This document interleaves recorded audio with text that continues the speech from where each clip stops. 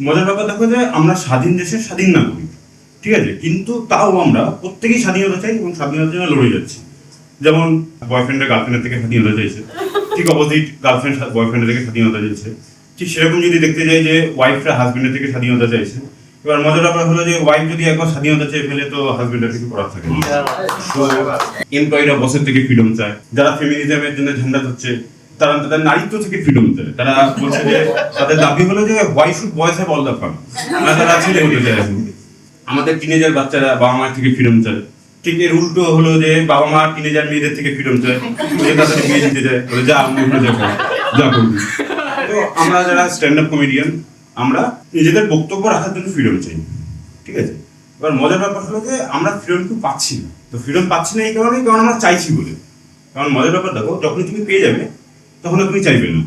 তো ভগবান বলো আর আমাদের কোনো কিছু বলো, তারা এটা জানে।